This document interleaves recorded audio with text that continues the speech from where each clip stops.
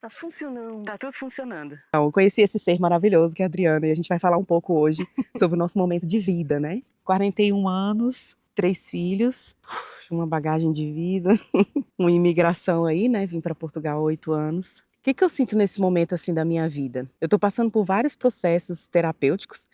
Que eu só vivo em processos. Não sei se isso é muito, eu não sei se isso é muito normal, mas pronto, é o que é. Eu tô agora naquela fase, tipo, cara, meu corpo tá mudando muito.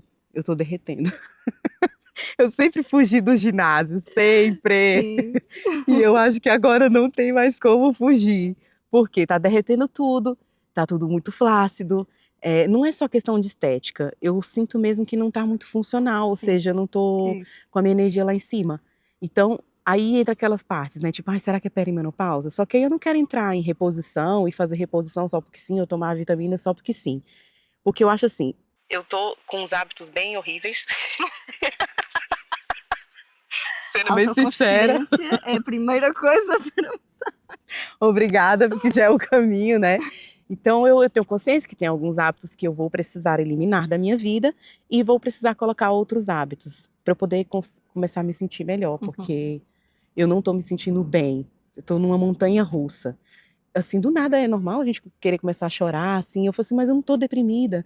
Mas ao mesmo tempo, nossa, parece depressão, porque eu só quero, às vezes, ficar deitada. Ou será que é porque eu fiquei tão cansada, numa exaustão tão grande, que de repente o meu corpo disse, para, acabou, agora você vai ter que dar um jeito de fazer alguma coisa Sim. por você. Na verdade, não é só uma coisa. A perimenopausa envolve muitas alterações hormonais que fazem com que altere muita coisa no corpo. Coisas mais óbvias, não é? A questão do humor, isso é muito típico. Irritabilidade, é muito típico. Começar a sentir realmente que o corpo já não responde da mesma forma, sem dúvida, porque é como dizes, não é só questão estética, é uma pessoa começar a ver que realmente está a perder força, está a perder capacidade, e isso é muito importante, porque o decréscimo da força e da massa muscular é real. E à medida que nós vamos tendo estas alterações hormonais, que são lentas, portanto, não é propriamente, ok, deixei de ter menstruação, agora é que está a acontecer. Não, isto vai acontecendo. E de facto há muitas alterações que uma pessoa começa a sentir no corpo e há outras que nem vês. Lá está a questão da parte muscular enfraquecer, o metabolismo muda, a própria acumulação de gordura no corpo. As pessoas queixam-se muitas vezes. Mulheres que começam a chegar ali à idade da perimenopausa e começam a acumular gordura em sítios que não era habitual, começam a acumular gordura na barriga, começam a sentir que a cara também está a ficar mais bolachuda, mais redonda e, na verdade muitas delas estão a fazer dieta e estão a cortar imensa alimentação e não percebem porque é que o corpo não responde da mesma forma e de facto é preciso ter essa consciência de que o corpo está a mudar. Agora, também tem a ver com o que disseste, se calhar eu já estou exausta. Porquê? Porque esta alteração das hormonas vai, no fundo, aumentar e acentuar tudo o que já se está a passar de base. E, portanto, se realmente o stress já era uma coisa que estava sempre elevado, se realmente já estás exausta de puxar demasiado por ti, seja de trabalho, vida pessoal, o que seja, se os hábitos não estão muito alinhados Não tá nada com o ideal alinhado. fisiológico, vamos chamar-lhe assim. Tá desalinhado, Não, mas totally. é verdade, lá está. Diz-se muitas vezes que é ali aos 30 que devemos começar a trabalhar na nossa saúde, porque isto depois é uma espécie de acúmulo. Nunca é tarde. Isso para mim não existe. Que bom. Nunca é tarde para melhorar. Claro que há coisas que quanto mais cedo melhor, obviamente, mas essa coisa de a partir de certa idade, não. Nunca é tarde. Os efeitos não vão ser os mesmos do que quando começamos mais cedo, mas há efeitos, é sempre benéfico e por isso, sim, o ginásio é uma coisa que eu também tive de me habituar, não sou a maior fã, mas confesso que houve uma altura em que eu até fiz crossfit, que eu achava uma loucura porque é super intenso, mas depois, eu quando comecei a ver que bem, eu normalmente tinha dificuldade, até porque eu não sou propriamente alta, vamos pôr isto assim, eu tinha dificuldade em colocar a mala no avião. Ia com mala que não era, sei lá, uma mala de 10 quilos, mas tinha dificuldade em colocá-la no avião. E lá está, quando eu comecei a ver que eu fazia aquilo sem dificuldade, quando eu comecei a fazer coisas que tinha sempre de pedir ajuda e de repente conseguia fazê-las, começou a dar-me muito mais gozo fazer essas coisas. Portanto, comecei a ter mais prazer em fazer musculação, prazer em fazer exercício puramente muscular, e melhorar a condição física, não é? Fazer aqueles exercícios funcionais em que, de facto, tu começas a ter mais capacidade de aumentar a intensidade do teu esforço sem exagerar. Depois também tem a questão das lesões. Mas isto porque realmente o esforço de ir ao ginásio no início pode não ser Eu fácil. já tentei tantas vezes. E há outra Esquece. coisa que ajuda, que é Tantas vezes. levar companhia. Olha, eu já tentei ginásio muitas Sim. vezes mesmo. E eu percebi que pronto, não é a minha cena, não gosto se calhar não gosto do cheiro, não gosto de estar fechada ali, percebe? Eu ia mencionar isso quando disseste o cheiro, porque o estar fechado, na verdade, é uma coisa que não é muito positiva. E é difícil tu teres aquele tipo de treino, não é? De fazeres musculação pura ao ar livre, principalmente se estamos a falar do inverno. Mas, sem dúvida que, havendo a opção de treinar ao ar livre, é muito melhor. Ui, eu É assim, o que muito melhor. que eu comecei a fazer, assim, pra te ser bem sincera, eu comecei a arranjar estratégias pra mim, pra dar uma volta no meu cérebro aqui, e dizer pra ele: "Olha, é bom isso, faça isso". Exato. Eu tô fazendo Convencer. tô tentando convencer ele, pronto, porque ao ar livre eu sinto melhor, e eu quero fazer coisas mais com o peso do meu corpo. Sim, sem Que dúvida. aí eu tive contato com a calistenia, Uhum. e assim, ainda muito prematura nisso, mas comecei assim, pouquinho, assim, um passinho de cada dia, e já tô sentindo que pronto, porque eu preciso integrar o exercício no meu dia a dia. Exato, sem É dúvida. isso, porque se eu ficar com aquela ideia de que eu tenho um bloco, porque eu tenho que ir no ginásio tal hora, ou eu tenho que fazer isso tal hora, se calhar é isso que também me prende muito. Uhum. Então, eu ter essa liberdade de poder fazer aqui e agora um agachamento, uma coisa, Uhum. e tal, pronto, já resolve. E outra coisa que também na minha cabeça é uma trava grande, é bem complexo, que é o tempo. Mana, se tu falar pra mim que eu tenho que ficar 1 hora ali, esquece, não dá. Tem que ser tipo 15 minutos, 20 minutos. Pode ser forte, pode ser daquele de metabolismo, de acelerar o metabolismo. Uhum. Mas só de eu pensar que eu vou ter que ficar ali 1 hora ali, eu já fico consumida. Não, eu nunca consegui fazer treinos exceto quando fazia crossfit. Tenho dificuldade em fazer treinos de 1 hora, precisamente pela dificuldade em encaixar no dia. No teu caso é mental, a dificuldade de estar lá 1 hora. Não tem problema, tu podes fazer, lá está, tu podes fazer treino com peso corporal e até no início é preciso cuidado, porque nós não queremos passar de um corpo descondicionado para direto. Agora vou fazer cargas elevadas. A carga elevada é para a tua força muscular. O que é elevado para uma pessoa não é o mesmo que é elevado para outra, ok? Isso é super importante. E depois, sim, há estratégias de peso corporal em que tu podes realmente fazer uma carga adequada ao teu esforço. O que é importante, por exemplo, quando estamos a falar mesmo de reforço muscular, quando estamos a falar de aumentar a força e a massa muscular, é chegar ao o que se chama de o quase falha. Eu estou com um termo em inglês na cabeça. Pode falar e a gente traduz. Porque no fundo é quando tu já tens dificuldade em fazer as últimas 2 repetições, em que estás quase a não conseguir, ok? Isso para realmente usar como alvo o músculo. Mas depois também tens os High Intensity Train, portanto os HIIT, que também para a questão do metabolismo também é excelente. Eu acho que é importante é uma pessoa ouvir o corpo, respeitar o corpo, e ter noção de que vai ser progressivo. Em relação ao tempo de treino, não tem de ser um treino muito longo. O mais importante é consistência. Para alguém que passa o dia todo sentado, começar a fazer uma caminhada de 15 minutos por dia é fantástico. Se calhar o alvo final não é esse, mas é um passo e é um passo super importante. A consistência vai sempre ganhar a intensidade, Essa ok? frase eu vou anotar no meu diário. Sempre. Comes sempre miseravelmente. Hoje vou comer uma salada. Não vai fazer nada. O contrário também é verdade. Que às vezes as pessoas começam a entrar num ciclo de obsessão com a saúde, e deixam de ir a um jantar com amigos porque vai ser num sítio onde não há opções saudáveis. Aquele jantar só te vai fazer bem, vais conviver com pessoas, vais estar feliz, vais, ok, comer comida que se calhar não é o ideal para o teu corpo, mas aquela refeição não vai fazer nada de mal na tua saúde, nada. Portanto, é este equilíbrio que é preciso e a consistência é o mais importante para o corpo, em todos os aspectos. É engraçado que isso da alimentação, tipo, é uma visão que eu tenho já faz um tempo, porque eu achava super ridículo. Tipo assim, eu sempre odiei dietas, eu sempre odiei essa parada de Sim. restrição, porque com uma pessoa que sofre de compulsão alimentar, É horrível. Se você é um gatilho quase, né, você faz uma dieta, depois quando termina a dieta, você solta o burro, né, e deixa ele andar, assim, a cavalgadas. Isso é receita para a desgraça, Ó, boa, receita pra desgraça. completamente, porque nós temos mesmo uma expressão para isso, que são as dietas ioiô.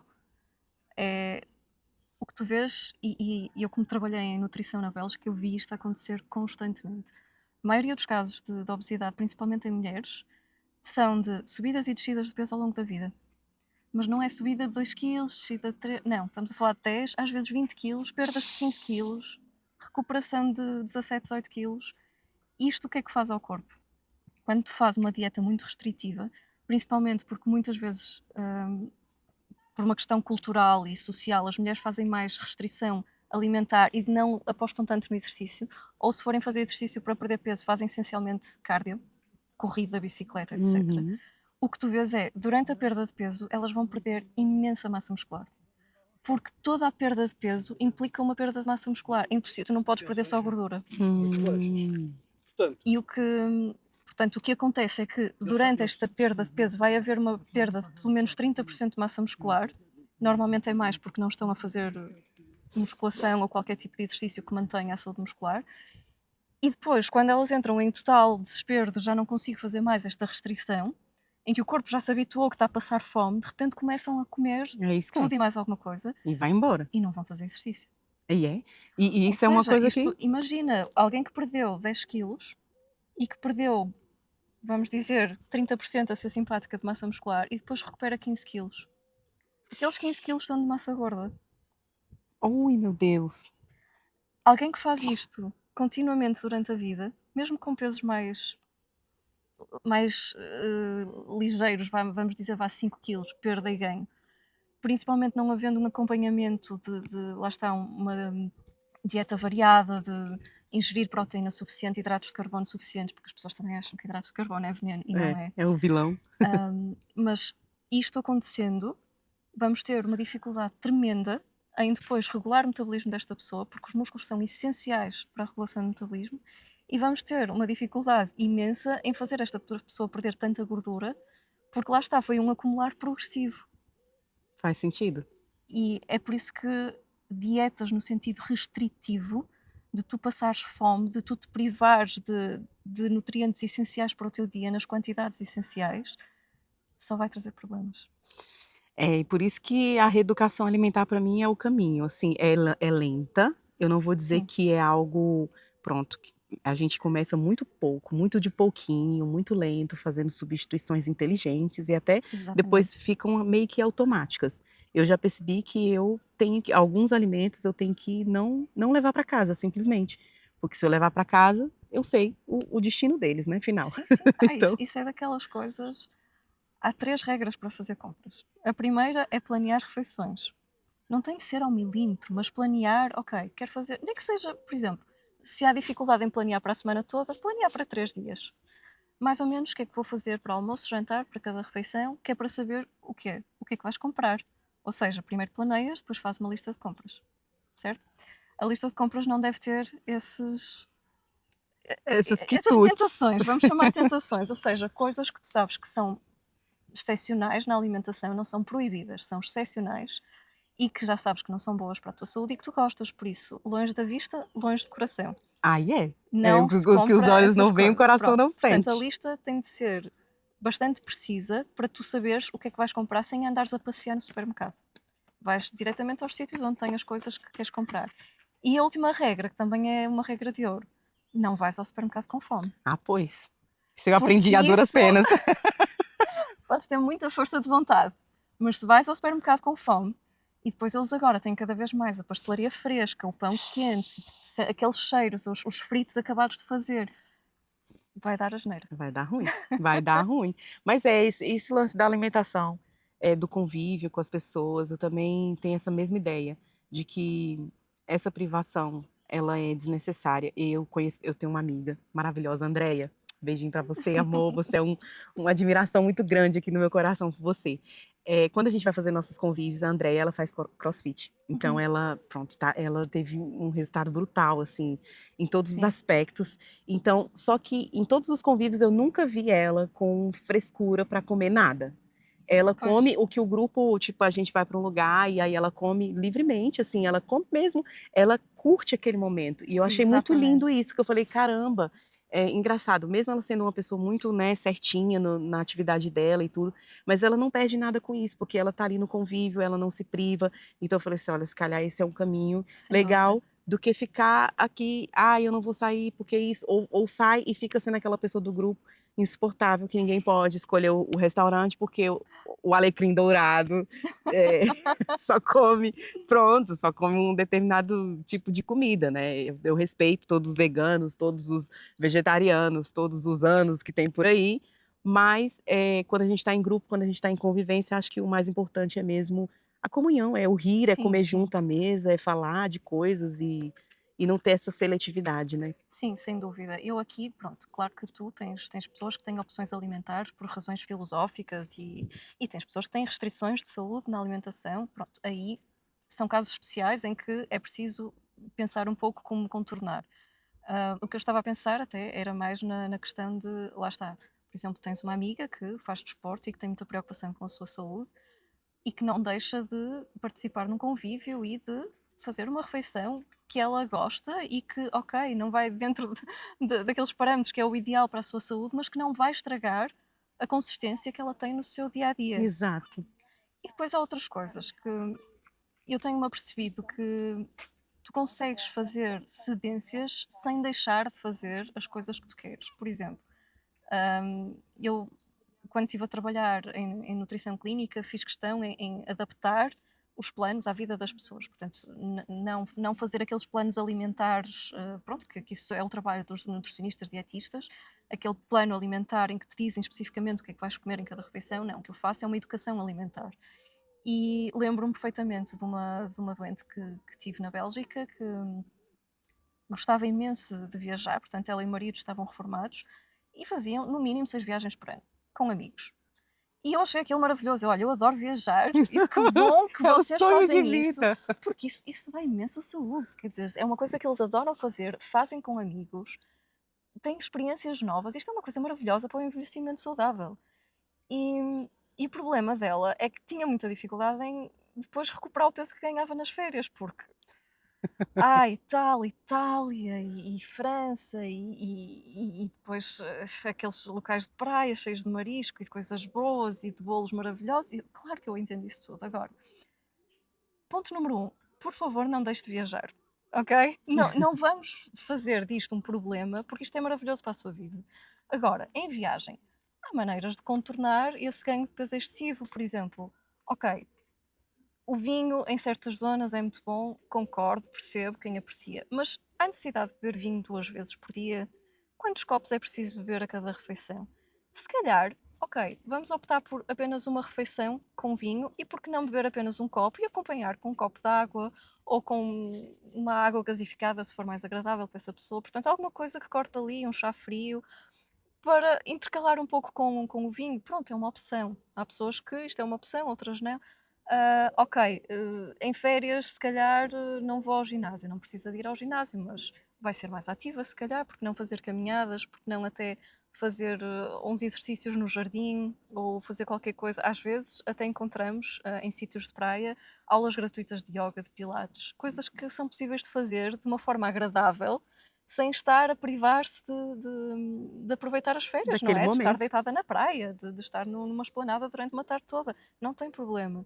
Mas começar a pensar um pouco, ok, se calhar a minha refeição da noite não precisa de ser tão pesada, se calhar não preciso comer sobremesas tão calóricas em todas as refeições que faço. Ou Uhum. seja, viajar não é uma coisa que ela deve privar-se e experimentar comidas locais e coisas que ela gosta também não deve ser uma coisa a privar-se, mas nós podemos, a partir do momento em que estamos tantas vezes de férias, também vamos ter mais oportunidades para provar essas coisas e para fazer esses pequenos prazeres alimentares. Portanto, se calhar não os fazer com a mesma frequência. Uhum. E eu acho que em tudo, se nós tivermos este equilíbrio e se pensarmos em nós de forma quase com carinho, de forma como se nós fôssemos nossos próprios filhos.